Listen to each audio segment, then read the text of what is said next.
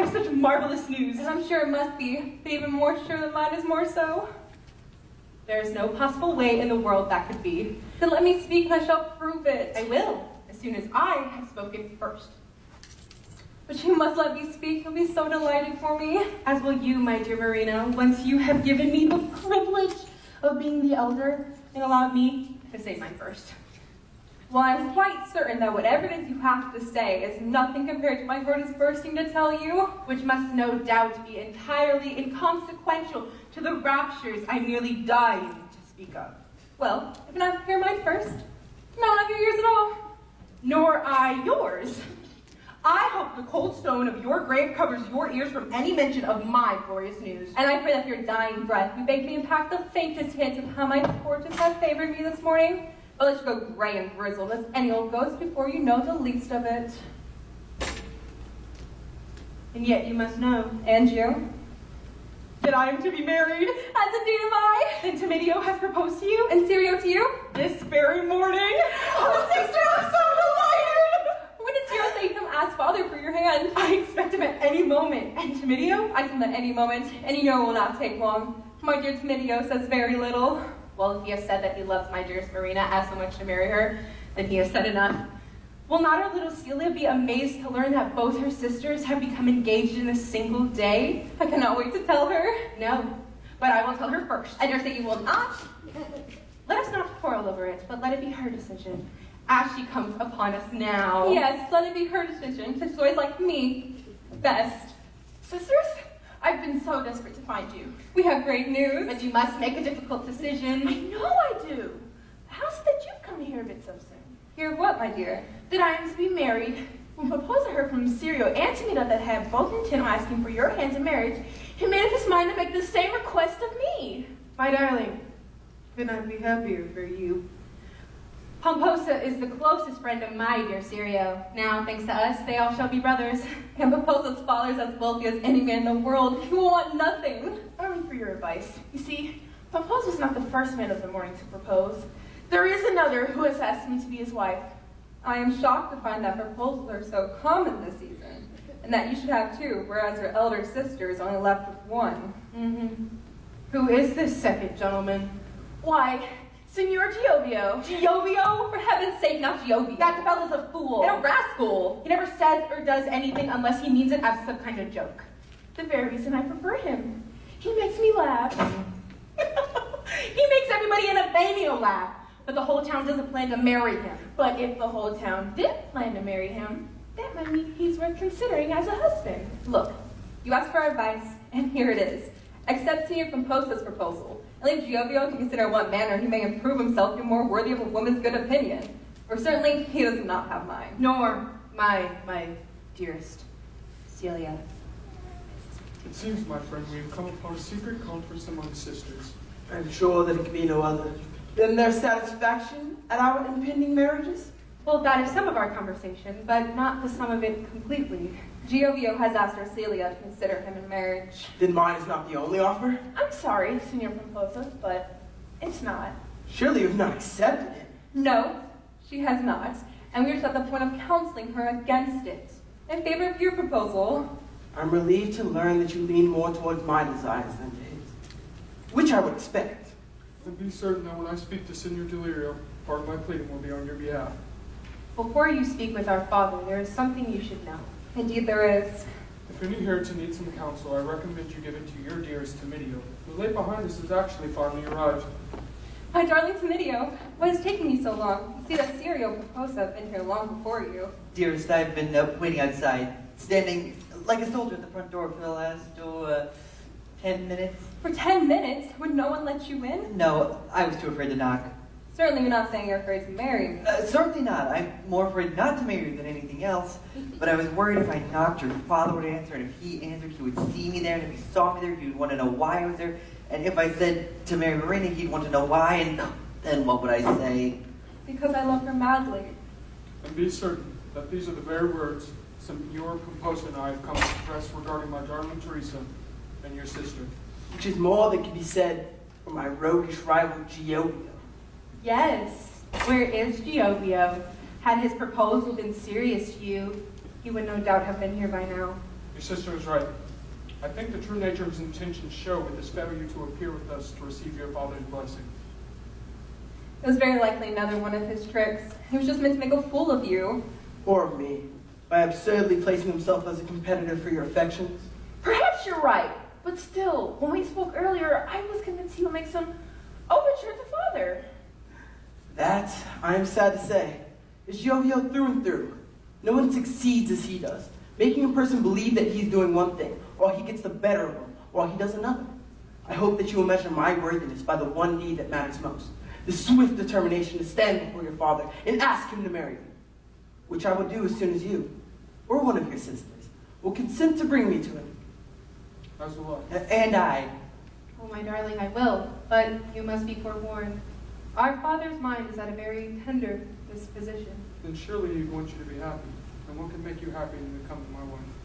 And yet Teresa is right. There's something that you should know before. Daughters, my darling, darling daughters. Yes, father? Oh, such news, such wonderful, wonderful news. What is it, Father? You should be so happy. I have received word that one of you is to be married. Do you know of it already? I do, my dear, I do. Sir, I am honored that my intentions should have reached your ears so quickly, and that you should embrace them with such fervor and such favor. And good sir, who are you? My name is Senor Bartolo Sirio, and I've come to ask for the hand of your eldest daughter, Teresa. Well, I'm amazed. 2 proposals in one day. Then, Father, you must have heard that Tomidio was going to make the same request of my hand as well. I had not. 3 proposals for 3 daughters, all in a single morning. Astonishing. Signor, I'm glad that my intentions toward your daughter Celia have sped their way so quickly to your understanding. Be sure of it. I'd come here this morning to strike the bargain in person. And who might you be, sir? I am Giovanni Pomposa, the very fellow you've been speaking of. Sir, you are mistaken. I'm speaking of someone else entirely. I have been in serious conversation with him this last half hour on the prospect of wedding my Celia. Speaking with whom? And where? Oh, in my study. His name is... Oh, I'm sure he told me his name. It is... Giovio! Giovio! Senor Giovio. Oh, Giovio, that's it exactly. Oh, sir, do come in. It seems everybody here already knows you. This man, sir, is not fit in reputation or behavior to be your daughter's husband. He's known to be the most notorious scoundrel in town. Of course, if my being his rival makes my opinion suspect, ask any here. These 2 gentlemen, even you 2 eldest will echo the same unfortunate estimation of him. Of course they will. First of all, because it is true, Signor. But that should mean nothing to you, the truth being so variable in nature. Why, it is true that the wind blows west today, but only last week it gusted southerly, and very hard, too. I remember it well. It blew my hat off in the square. I've always believed you cannot be too careful with the weather. One never knows what dangers and treacheries await us. Why, see how it comes upon me here. Before us stands this man Serio, well enough in himself, but with his best companion Pomposa so near at hand. Will he speak a kind word for me? Damnation fall upon him if he does, to favor another at your friend's expense. I have some honor, and so must expect that he can no other but condemn me, give ample voice to my several vices, hang my name from gossip's gallows to blow in the very breeze that blew your head off from your head last week in the square, for which I pity you, sir. I pity you, and hope for this, that you will pity me. I do, sir. Indeed I do. This is ridiculous. No, sir, do not. Think of your eldest. She is engaged, in love with this very man. Will she break her affections for me, for merely a solitary and assuring word that might make me shine a moment in your best opinion? She must not, nor would the faith I place in love lead me to the request set of her. No, I would plead with her to not adulterate her passions for me, to make light of the man she so foolishly adores, to do me the courtesy of one favorable phrase. I know from that quarter I can seek no comfort, sir. You poor soul. Father. Be quiet, you ungrateful girl. As for the others here, what more can I expect? Tomidio says so little I can hardly think he's possessed any words that might spare on my behalf. And your beloved, and his beloved, your middle daughter, is far too busy thinking of herself to think of me. Why, whatever will you do? There is but one place I may go, sir. One haven and one heaven that'll sing my better qualities, know my kinder nature, know the tenderest of my affections. Of all the world, when no one will, your daughter, Celia, the angel to my questionable soul, will speak some good of me. Say that I was wrong, that I was reckless, but not wrong. Protest I never said a false thing but for some true purpose, and never answered to the devil but to teach him how to pray. She is a good girl, isn't she? The very pattern of cherubim. But, sir, all elements must descend from some original quality, and so must believe that all her goodness, which all her goodness is, must by parentage appear in you as its original. And it is my only hope that it is the grace of her to have us married, is but the child of her to see it so. I am too much a fool to ask for anything, yet I'd be more of one if I did not ask for this. Your youngest angel for my wife. It is a good request, and I do pity you so. I thank you, sir. And yet I've drawn this pity out of you as though it were life-giving water from a well. Do the loves these other gentlemen bear not deserve similar charity? And say that we, excepting this fellow here, may joy to make these ladies our wives, and us the happiest men alive. This is a great decision, and one a man should not lightly enter into. No, sir, it is not. I must consult the opinion of one who knows more on these matters than I. Oh, Father, please do not. It would not be right if I did otherwise. Father, we beg you to make your answer now. I'm shocked you think so little of the opinion of one you owe everything, even your very life. Please, Father. I'm sure she would agree. Indeed she may, but she just as well may not. I must ask your mother if she thinks that it is right and appropriately time that her daughters and my own are to be married. Is this all, my dear? There's not a mother in this world that would not want to see her daughter married. My darling, you don't know what you are talking about. I will follow you in everything if only you will let my father make an immediate decision.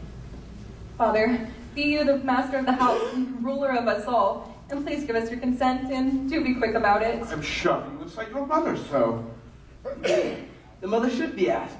How could any of us demand it otherwise? My dears, I'm glad to see that your suitors have a better opinion of a woman's mind than you do. Exactly. Now go and ask your wife. Yes, do go ask. Put this matter to rest, once and for all. Yes, please do. Oh, you are all so kind. Very well. I will go and ask. My foolish darling dear, what have you done? Concealed your mother's consent to our marriage. No, you have not. What do you mean? Of course your mother will consent to see you married. Those who cannot speak give no consent to even the best of offers. Our mother died 3 years ago. You see, our father loved her so much that he's refused to accept it. He imagines her alive and talks with her at the customary hours of the day, as if she were still mistress of the house. I tried to tell you, but you were so sure of everything. He will go into the drawing room and speak to the heir, and whatever decision he comes out with will be born of his loneliness. Well, I suppose it is the gentler of two madnesses. And yet its hold on him is strong. At night he rarely sleeps and walks the terrace here, recounting to our mother the actions of the day. The windows to my room open there above, and often I will go down to him and beg him to go to sleep. For his restless rants keep me from sleeping nearly every night. He will consent to the marriages, I'm sure. Accepting Giovio's to Celia, father's thoughts are clear enough to see what a scoundrel the match would be for a son-in-law. Yes, yes, my dear. I understand your reasonings, and I get them absolutely. Well, my daughters, kind gentlemen, I have your answer. Your wife is pleased with our proposals? I never thought any news could please her half as well. She approves of Sirio Tomito and myself. And Signor Giovio, she finds you all the finest set of suitors as the city can provide. And she agrees that we should marry. Never had it in her mind that you wouldn't. Then she'll let us marry. No, my dear, I'm afraid not. You're too young, she says, and does not want to send you out into the world yet. Why, Teresa, you are but 17. But Papa, 20. 17 is far too young. So your mother says, and by my faith in heaven, she is never wrong. Isn't that right, dear Celia?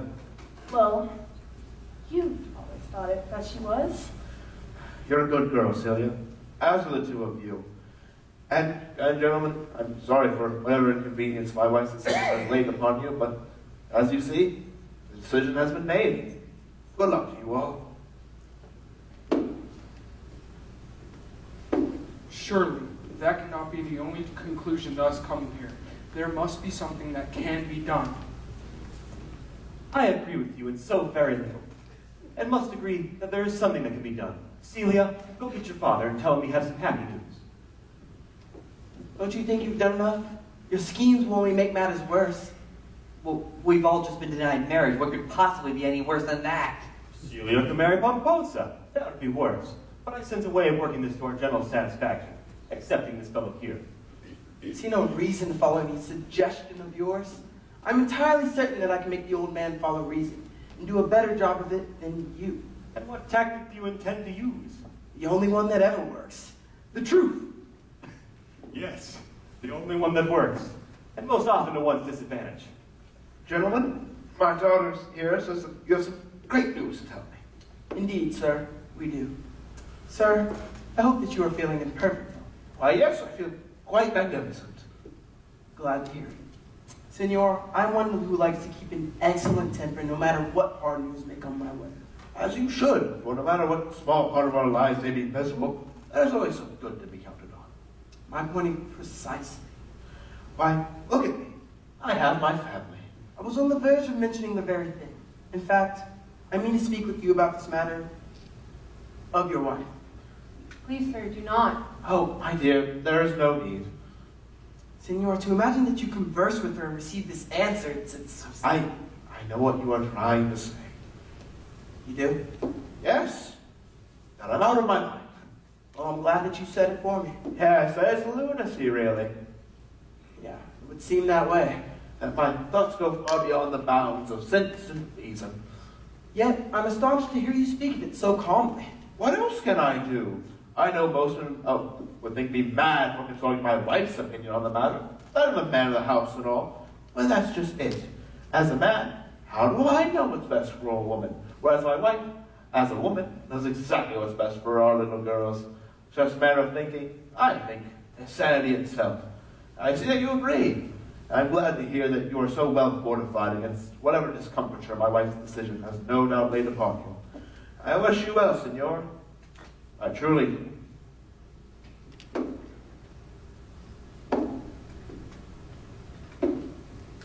Well done. I'd like to thank you all for such a fine display of failure. I sincerely hope that you will allow me. Oh, Signor Delirio! Yes? Yes, dear boy. What is it? Signor, we were near on the point of departing when I realized it would be a breach of courtesy to not bid your wife, that most excellent lady, a sincere farewell. May I be allowed to deliver it myself? Oh, what a gentlemanly remembrance. Of course, she's in the drawing. I thank you, sir. As a very nice young man. He has the worst reputation in town. Oh, that doesn't matter as long as you will think well of him. Oh, madam, you are so kind. You know that he's always in and out of jail, right? Of course. Jail is such a nasty place. Who would want to stay in there for any length of time?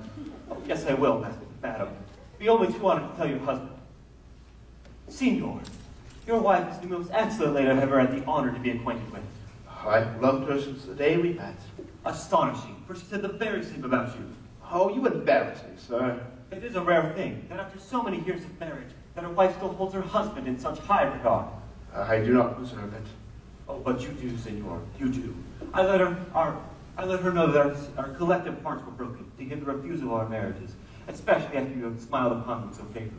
I am very sorry about that. Do not be, sir, for you won't believe it.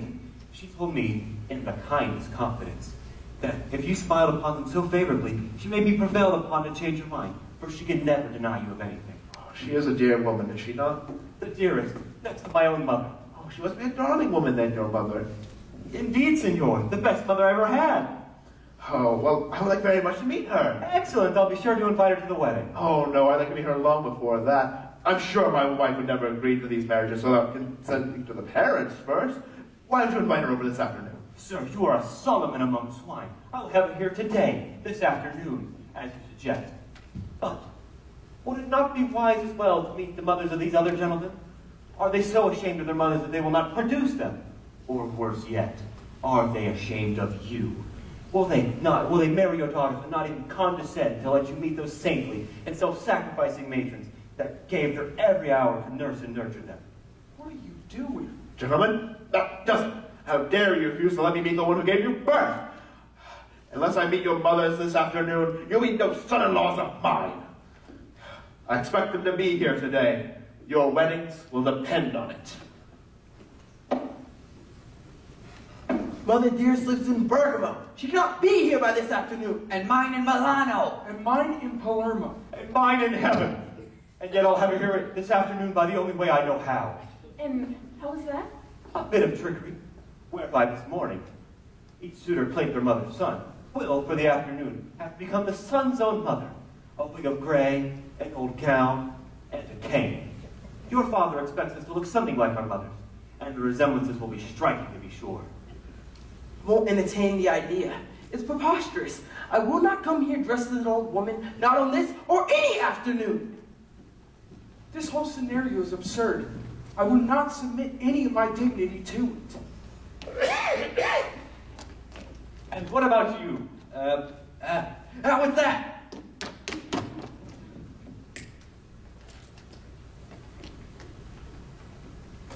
Do you think any of us would like to be married? My poor father. And now what you've done to Syria and the rest. You really don't plan on coming here just as your own mother. Of course I do. Besides, I've always wanted her to meet you. But don't fret. I'm sure she'll love you just as much as I do. The world will think me a fool for loving such a man like this. And yet I do. For as much as I know myself, I know that a serious life would be seriously to my disliking.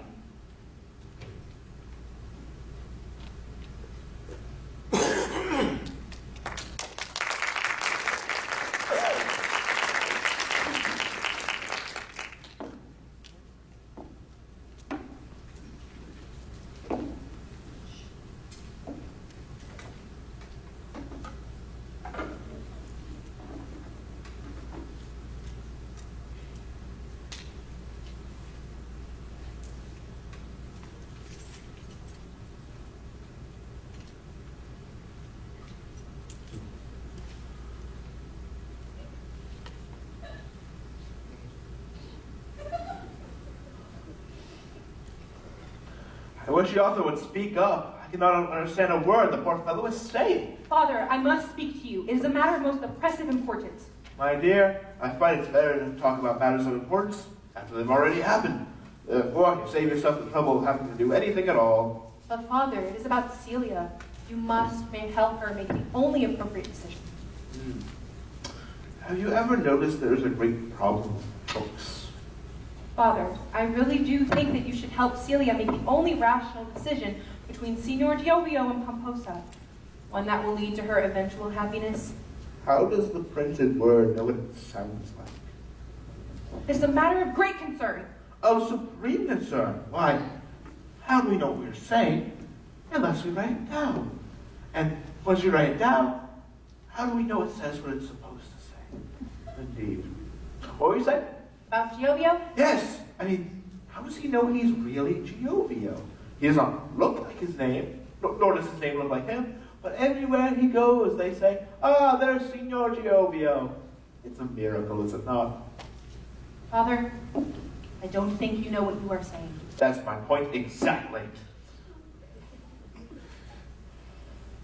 Listen, the matter is simple. You cannot let Celia marry Giovio. Indeed, that may be so. But if Giovio happens to be someone else, or someone else got a hold of his name, we'd have to reconsider, wouldn't we? Father, there's someone here to see you. Should I ask their name? It's Madame Giovio, the mother of Signor Giovio. She's come just as you requested. Ah, excellent. The first mother is here. Well, be a dear and send her in. Father, would you believe me if I were to tell you that the woman that is going to walk through that door is not Madame Giovio? That may be so, but sometimes I'm not sure if I'm really myself. But then I remember that you are my daughter, and must presume to be your father, which, my dear, is a great comfort to me. Of course. Father, meet Madame Giovio.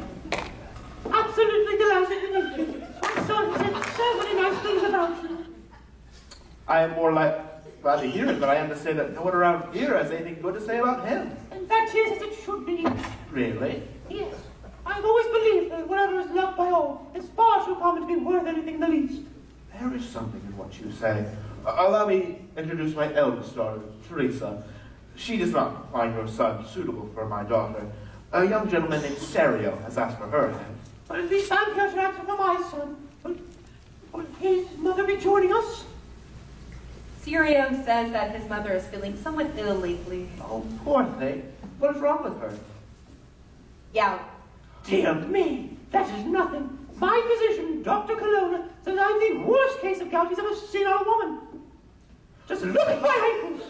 Have you ever seen anything so large on a woman of my age? Why, no, they're huge. Painful to look at, aren't they?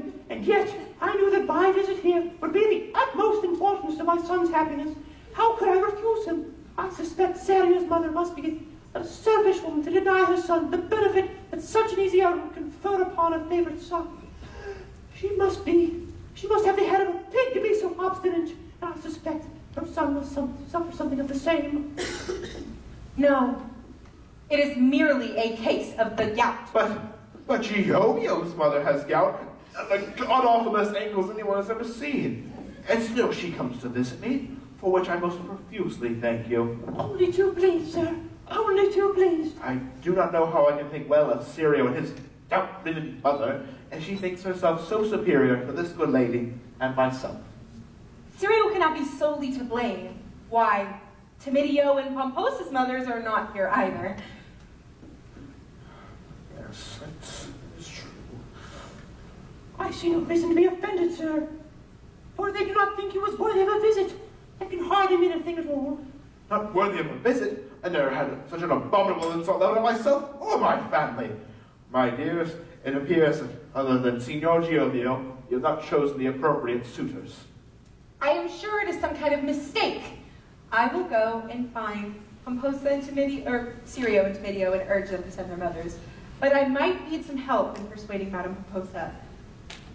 Will you come with me? With all my heart. Madame Giovio, with all my heart. I'm afraid I have to leave you here, alone, in the company of my father. Not to worry, dear. You'll be perfectly safe with me. What a lovely God you have. It's so sweetly natured. I think it impossible for my son to have fallen in love with anyone else. Yes. I think of all my daughters, she turned out the best. Granted, I love all three equally.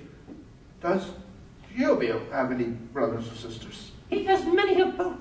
Oh, really? How many? You know, after 12 I lost count. I became such an expert at bearing children, I was having 2 a year. 2 a year?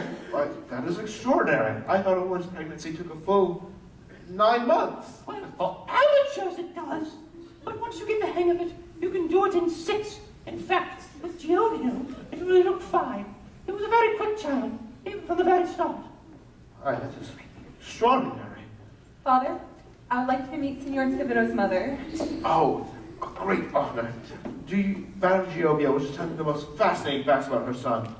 Do you know each other? Oh, Madame Timidio and I are great friends. Are we? Now, eh? Oh, yes. We knew each other since we were little girls. I'm not so sure about it. Not so sure.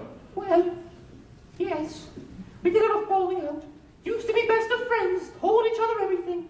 Spent all day talking. And then came that unfortunate disagreement. And now we rarely speak at all, isn't that right? Why? What could have come between you that would have damaged such a consummate friendship? Why don't you tell him? Oh, no, I couldn't possibly. How could you? You see, sir, it was all my fault. I take the blame entirely. Is it as bad as all that? Oh, no, I couldn't possibly tell him. I'm too entirely ashamed. Oh, no, I must know. Signor, I beg you. No, you must tell me. Do not implore me, sir. It is without a doubt the blackest secret of my soul. Then you must not bear it alone. It is the only right and good Christian thing to do, to speak of it now and be rid of it. You are sure to hate me when you hear of it. I promise I will not. And despise my son for the mistakes which are mine alone, despite the fact that he loves your daughter so. I promise I will not condemn him. And I hope my honesty will bring you a place in his heart. I will love him as though he were my own son. I can ask for no more than that. And yet, the mere mention of it will incense this poor woman's wrath against me. Her rightful fury will once again inflame against me. I could not bear it. I'm sure she will forgive you. Promise me. Promise me that you will forgive her. I cannot let you leave my house until I've made you friends again. He will love your son and bless the marriage between them. If only you forgive me for all the times I called you a spindly and spineless old cow. Yes, forgive her. or told the neighbors that you were deaf and could run about you all they wanted, Do not be ruled by your anger forever. or fed her laundry to the horse, It is a great virtue to show even a little mercy. or sold her daughter to the pirates. You have been bad, haven't you? They brought her back, and for that you must forgive me. Yes, yes, forgive her. Please forgive her. I won't forgive you, or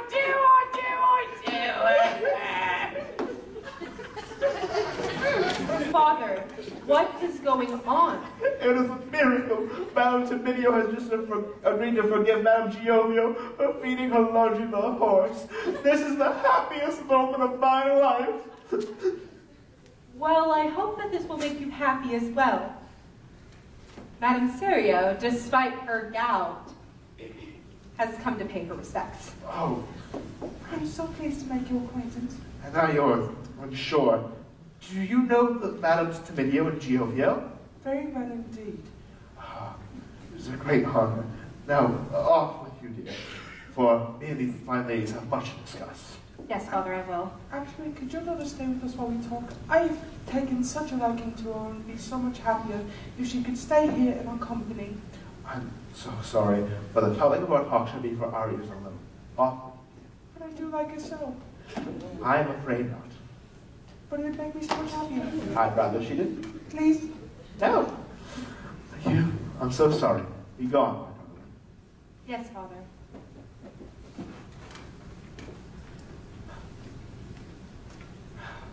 It speaks very well of you to come here on your son's behalf. I'm very honored. Signor, you speak truer than you know. Surely you're part of the great Madame Serio. What are you doing? Everyone in Rome has been to a performance of the great Madame Serio. I do not perform. Oh, not anymore, I know. One has to retire in order to keep the younger singers from abandoning the field altogether out of professional jealousy. How could one compete with someone as accomplished and as famous as you? I was never famous, and I do not sing. The opera is a foreign art since you have left it, and I'm not the only one in Italy who feels it. I'm so sorry. I had no idea of your reputation. Yes, just think of it. Your daughter may be married to the son of an immortal diva, a goddess of the operatic stage. Oh, yes, that'd be wonderful. Really? Yes, of course it would. Just think of it. Your family would be allied with one of the most magnificent names of our time, a soloist of imperial prominence. Surely that'll make you reconsider the marriages, would it not? Yes, it might. I remember the night I saw you in Forgetto di Libretto, Magna Magnifico. You played the young flower girl who fell in love with the donkey. I wept. Your aria in the second act. You should have heard it, Signor. It would have changed your life. You thought it was good, huh? Exquisite. You were a beggar until you heard Madame Serio sing that song. After, you were a king. Surely you go too far in praising me. I would give anything to hear that song again. Like angels on a wing. That peerless piece of music. Yes. Our children may someday be married. The idea of it. Surely you will not deny me. Since I'm forced to, I will do my best. But I assure you, my voice is in no condition as when it was when Madame Giovio heard me many years ago. And yet, hearing it now would please me ever so much more than when you placed us all in raptures many years ago. Actually, now that you mention it, it was so many years ago, I might not remember how it starts. Of course you do. Actually, I do not. Well, I'm sure Madame Giovio remembers it. Of course I do. One does not forget those kinds of things. Well, tell us, how does it start? With a few lovely notes from the oboe, a fluttering phrase of the violin, Madame Serio walks on the stage and sings Amoro Assomino. Oh, Amoro Assomino. That's lovely. Surely you will not deny me. I cannot believe you are making me do this. Me. Me. Amoro assomio, quando hanno disaffinito, mi accando chita tua,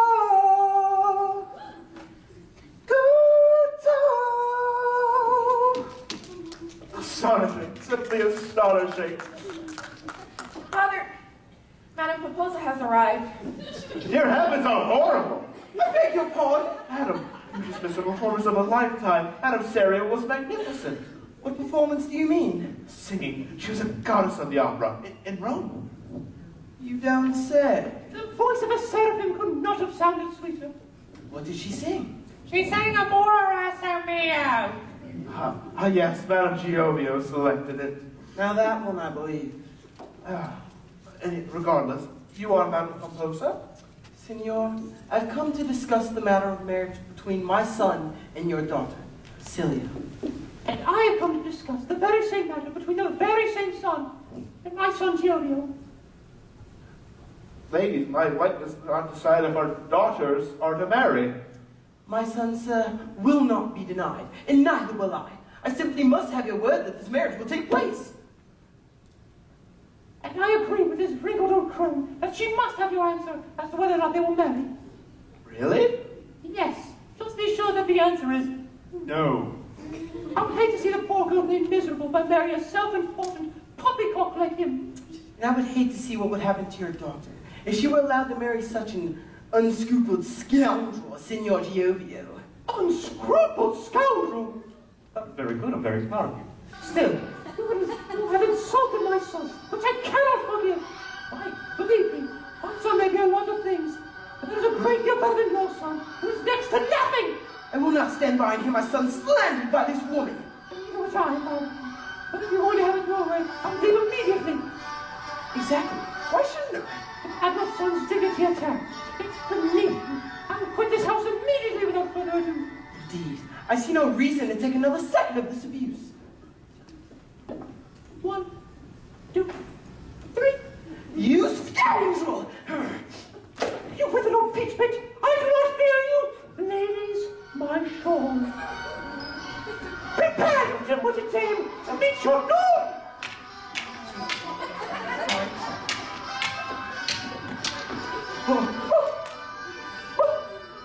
Madam, the point of your cane has pierced me through, and I fear that I am wounded so desperately that I am like to die. Signor Delirio, I beg you grant my dying wish. Anything, dear lady. Anything. Prefer my son to Madame Pomposa's. I'm not sure if I can promise such a thing. And one more thing. Yes, anything. Yes? Yes? I would like some tea. What about you? Would you like some tea? Yes, please, very much. Excellent. I will order tea. And you? Well, all right. I thank you, sir. Get up. I cannot believe you've done this. Will you look at me? This is disgraceful. Oh, the shame of it. A son embarrassed by his own mother. Oh, what a widow's web we weave. Oh, get that back. You don't want to be caught now, do we? I didn't want to be here in the first place. This is the most ridiculous thing I've ever done in my life. And it's all your fault, really. My fault? My fault? No, it's your fault. You chose to do it. That's the way you want it. Take yours, too. Oh, by the way.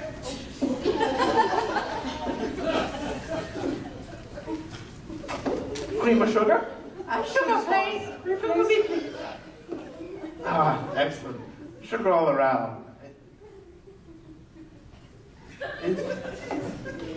Is there something different about your hair? No, I don't think so. What's been with you today?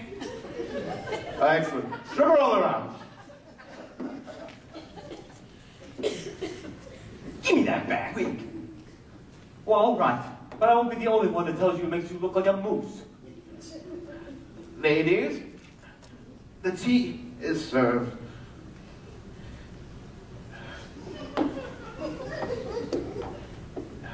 Here's for you, Madame Pomposa. Signor Pomposa!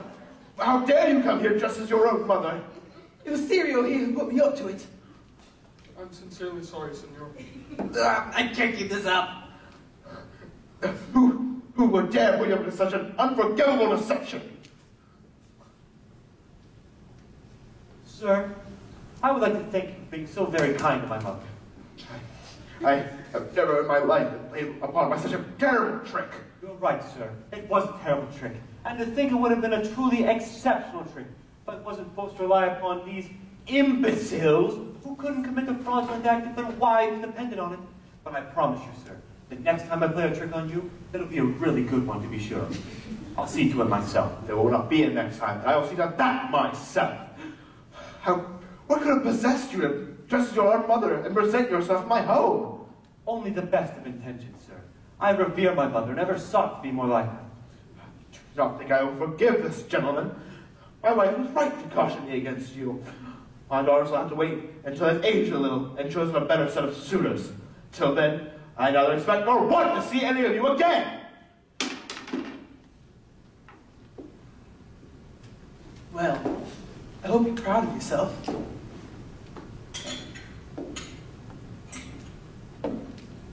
I swear that if I ever see you on the streets again, I will kill you. Thanks to you, I will never marry my Teresa. If I see you again, I too will kill you. You're begging the wrong gentleman, Signor Giovio. My criminal history is on our side, and I will see you buried before the crows. This is my promise.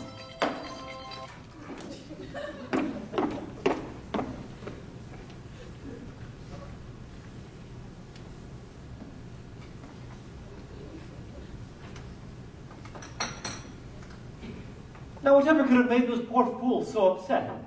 Surely there's some way to alchemize our troubles into advantages. And while I have time enough, and tea, I'll be sure to piece together a more superior plan to win these poor husbands for Delirio's daughters. And be sure of it, it'll be an enterprise grand enough to make any mother proud.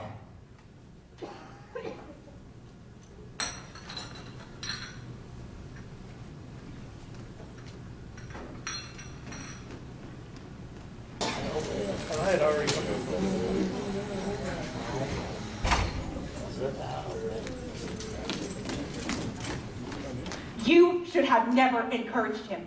Now, thanks to Giovio's antics, we shall not get married. Papa says that he will never see my Sirio again. And I'm afraid that neither will I. Nora, my dear Comidio, we'll all end old spinsters and have no one to thank but Giovio. I'm sure you'll try to come up with some kind of excuse for him, but think of our predicament. That scoundrel has been the ruin of us all. His antics I will not excuse. And yet the sight of Sirio and Tomato just as their own mothers? Even so, I'd rather not speak any more of my reluctant thoughts on our unfortunate condition, and whom my own suspicious say is most to blame. Whose fault could it be but Giovio? You must admit it. Yes, you must admit. Who else could it be?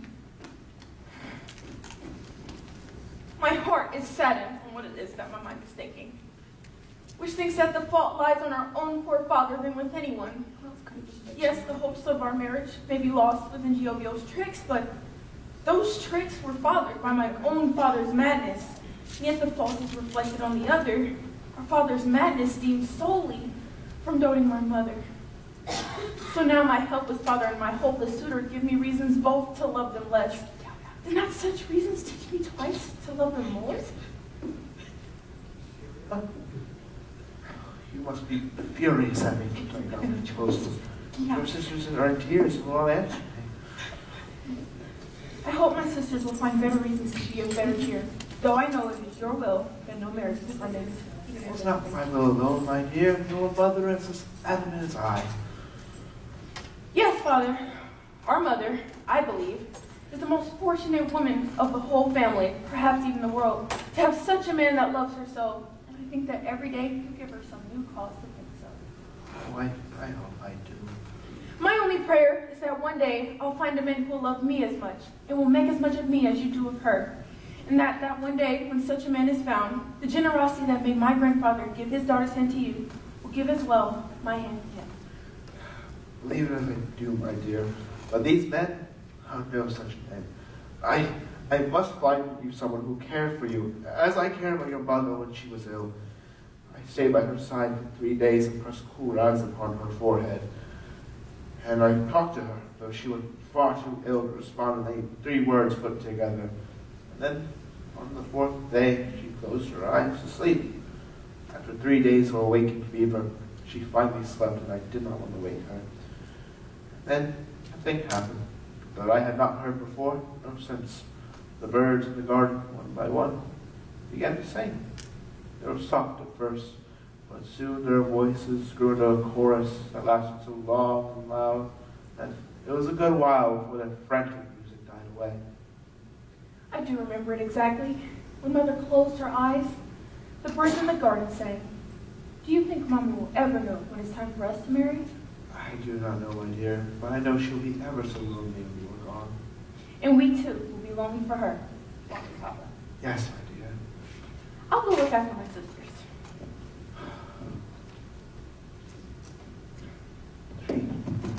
Very good girls. Good sir, do you know where I find the home of the noble and well-respected Signor Delirio? You have found it, and are speaking to the man himself. Well, then my luck is better than some, for there has been a murder, or so we think a murder. And if there is a murder, then the origins of that murder may trace back to this very house. Surely you do not think I am responsible? You, sir. No, sir. And who is it that is dead? A terrible thing that will happen. That old good-for-nothing Giovio. Giovio? Why, he has not left my house 3 hours since. 3 hours since, you say? You have a pad, sir? I do. And a pen? Oh, I do. 3 hours since, you say? Yes, that's it exactly. Here's what we know so far.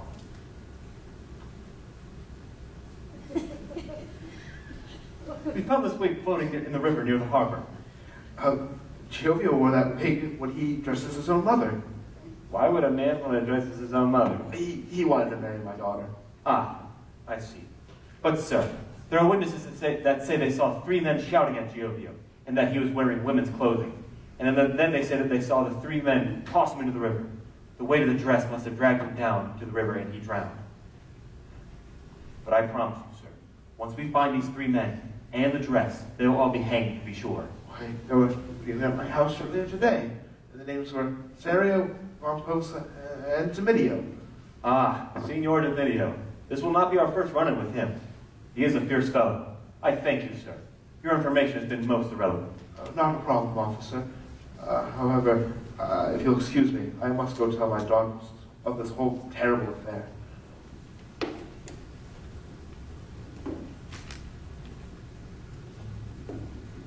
It is the saddest truth of human nature, that we are never loved so well, nor praised so perfectly as when we are dead.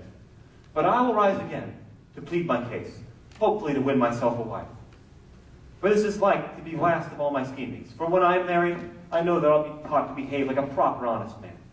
So, to some sense, Signor Giovio will die to all that has been, to have the best of everything that he wants. But tonight, as this officer, have I been to the houses of Signor Domidio, Pomposa, and Serio to tell them that some terrible news has befallen. Here, they will race to the house of old Delirio, where they will meet so cold an accusation that though they swore to kill me, they will rejoice to see me living. But Signor Delirio returns, and all others close behind. I tell you, it is a sad thing. Signor Giovio, the other 3 suitors, had him murdered. Papa, that's not possible. My Syria would never have been part of anyone. And Father, you know Domidio is too gentle to murder anyone. I know nothing of the sort. The officer himself said he was a dangerous criminal who was many a crossing with the law. How is this possible? I do not know. I do not know. However, there are witnesses who say that there are 3 men who threw Signor Giovio into the river. As we all know, there are 3 men at this house earlier today who swore to kill him if they saw him in the street. It was by the river and not the street. I suppose there was hardly a reason to stop them. Oh, my dear, what possible words of an old man can give comfort at a time such as this? Signor Giovio is dead, and it is believed that the other 3 suitors have murdered him. May the angels forgive us for whatever part we played in this. Sister, do not for a second believe that me or Marina had anything to do with this, but let us profess our innocence. Your contempt of him was hardly hidden, nor did you concede your harshest opinions when I spoke the least bit in his favor. Although we detested him, we never spoke a single word that could be mistaken for a wish that he was dead. But if your almost husband's temper tossed poor Giovio into the breathless river to die, then half of my hate will fall upon you two as well. Sister, believe us. If any other report is leveled at the men that we love, then we shall not love them anymore, and urge the law to lay its punishment upon them. And yet, you must accept your portion of the guilt there, if guilt there is that you have said is ours. Pomposa's love is sworn to you, and by your argument, a third of Giovio's murder must acknowledge you as cause. This is true, and I will, though it breaks my heart to own every inch of guilt that must be mine. Oh dear, we've each of us received some news of tragic urgency and was told to travel to your house as soon as our devotions could carry it. What has happened? Surely you would know of it. I cannot imagine what you mean. Signor Giovio is dead. A policeman came and told our father 3 men were seen with him and tossed him into the river. He's drowned. Can you say you had no part in this? We are all of us innocent, but I can see by the doubtful looks in your eyes, we must prove it some other way. Both the law of the city and our laws point to your complicity against the men who you think had wronged you, and whom, while in this house, you had threatened to kill. And if you even thought to live long enough to be married and to deserve it, you must find Giovio or the men who murdered him, or the worst, if the worst is true, confess yourselves to what has been done.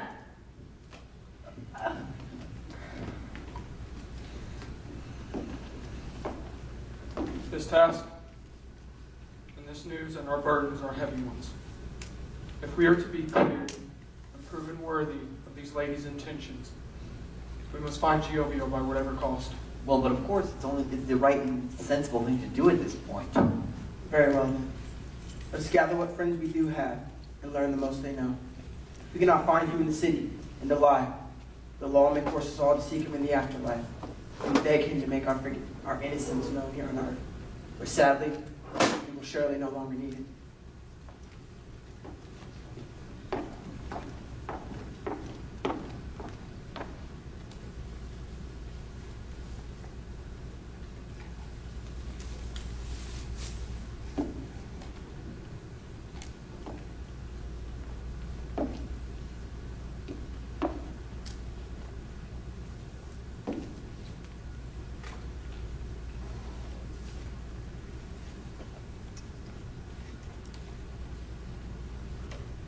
It is a sad thing, my dear, a truly sad thing. A boy so young, and I believe he loved Arcelia. I truly do. Surely we could not foresee that this would happen. Yes, I know we refused their proposals, but surely this could not be our fault. Yes, my dear? It is late. You should go to bed. Oh, no, there's time for that later. Oh, always time later. But you should go to sleep. The night air is bad for a girl so young. It's very hard for me to rest with you wandering around down here making noise.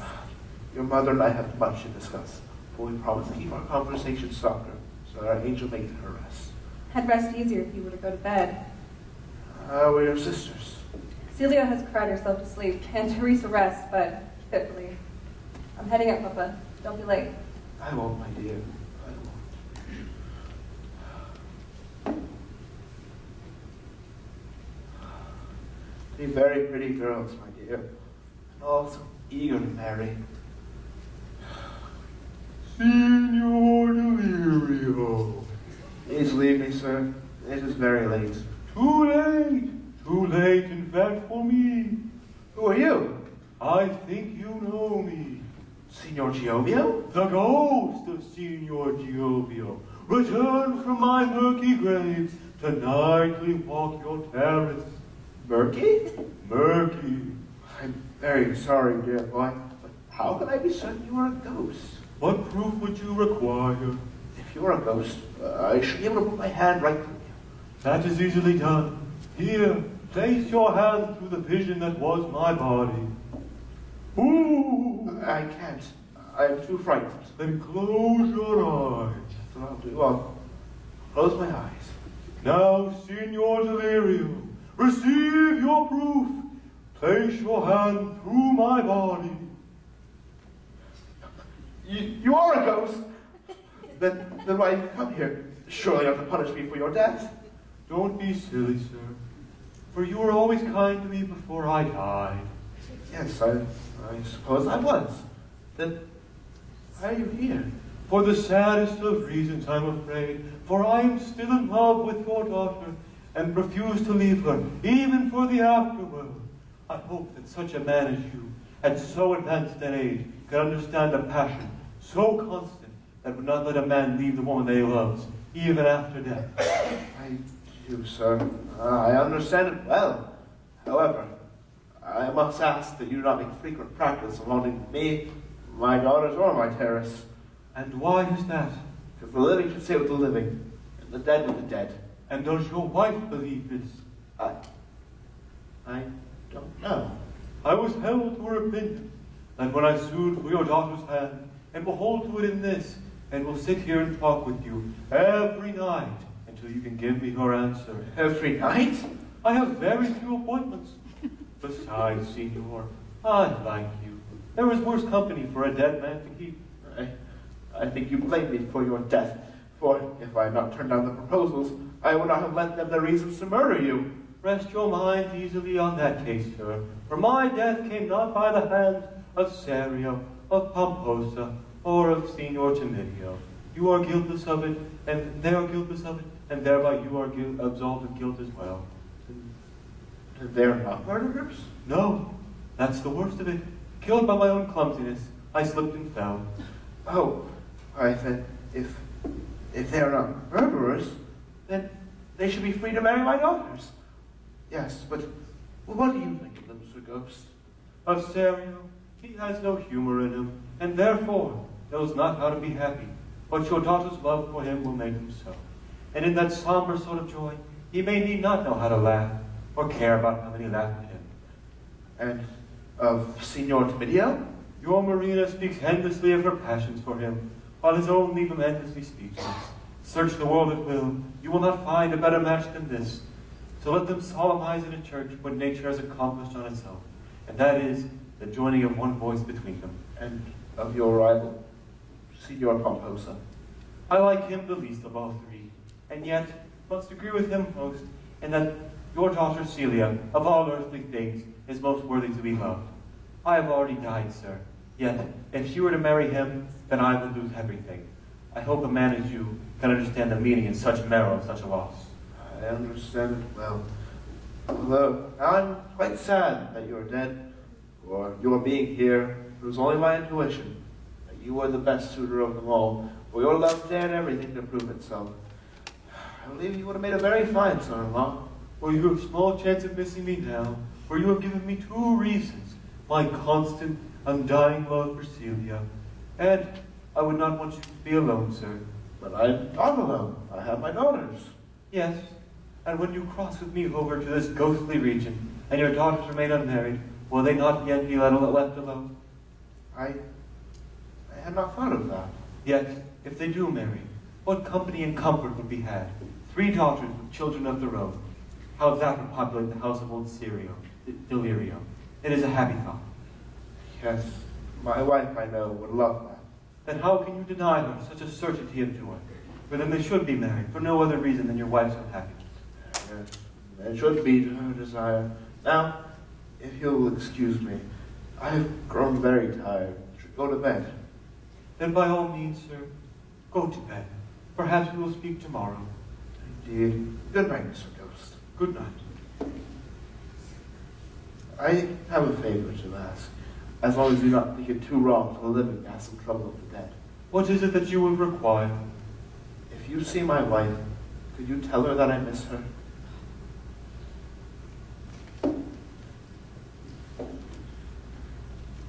If ever a clown were close to tears, I am now ashamed of my own ruse. And therefore I do indeed wish I were dead, for no other reason than to run this poor old man's errand. But for now, Let me remove my ghostly tatters and clothing to become myself, Giovio. Or nearly so. For I must see that in this gamble I've played, if I've won my precious prize. But the sun is becoming on the city's edge, nature's own divinity. Who but makes light of everything? But now, all men are brothers, most in being fools. But here comes former brother that even such a fool as I can hope.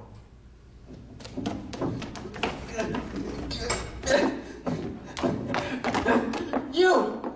That's impossible! We heard you were dead! Well, you were wrong in hearing that I was dead, but dead right in finding me here. Well, it is a relief and a blessing to know that you're alive. I thank you, sir. You have ever been the first man to have said as much to me.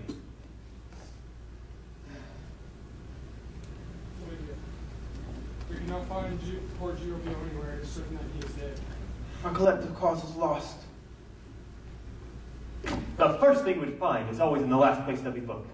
Gentlemen, you have sought me here and discovered me at the source of where our troubles first began. Thank the angels you're alive. And with us all hopes of being married to Delirio's daughters. Although my appearance cannot be so wholly good, since it cuts in half your chances of having Celia alone. That is true, sir. But I would have in no manner have rejoiced to have found you dead. It is no secret my mighty opinion of myself. I bear it openly, but will humble my prospects in this regard. I think we can both agree that it is Celia herself, not her father, nor her sisters, who should decide between us. Let her opinion fall where it may. Let the other man step aside. Will you agree to this? With all my heart, sir.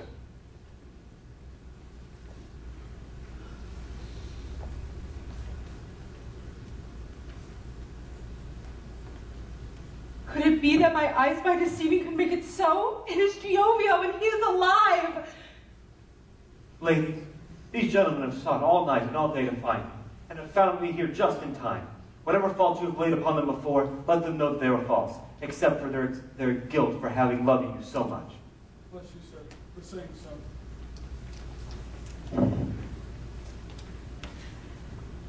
Signorina, I was found to be too bad for heaven, and yet hell already had its devil, so I was forced to remain here. Some here are happy to see me. I hope you are as well. Sir, I will stand firm to our bargain, although it is plain that I've lost. Lady, I repel my offer of marriage, not for any lack in my estimation of your beauty or your worthiness, but in the true acknowledgement of where your best affections lie. I wish you happiness, and to you, my friends.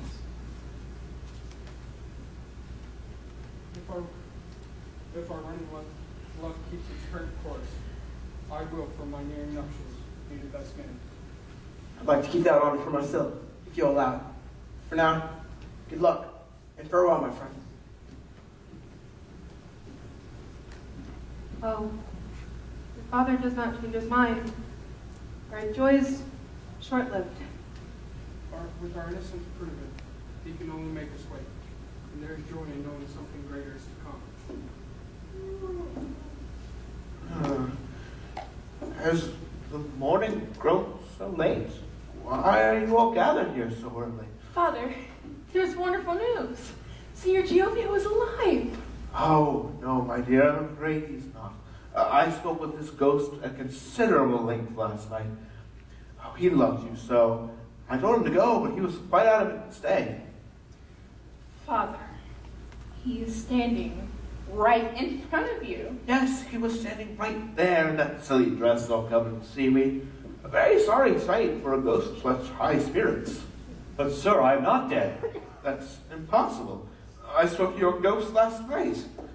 Is it possible for a man to have a ghost even though he's not dead? I have never heard of such a thing.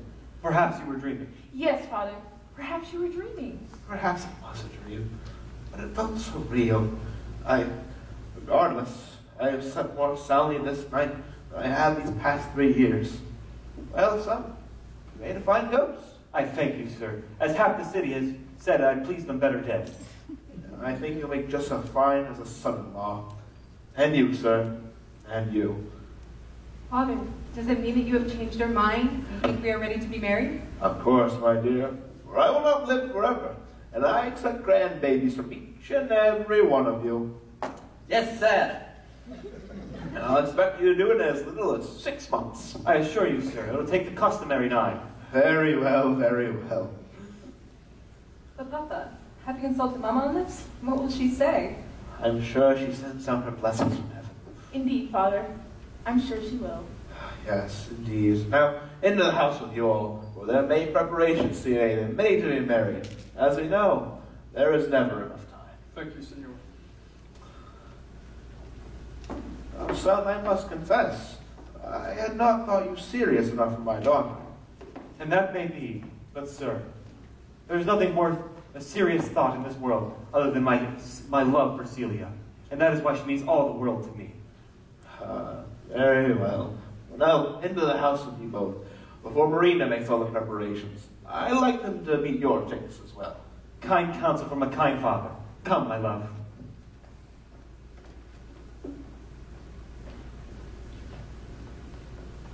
Well, my dear, this is the last time I'll ask for your advice. I have given our daughters off to 3 men who I believe will make them very happy. I just wish you were here to tell me if I did the right thing.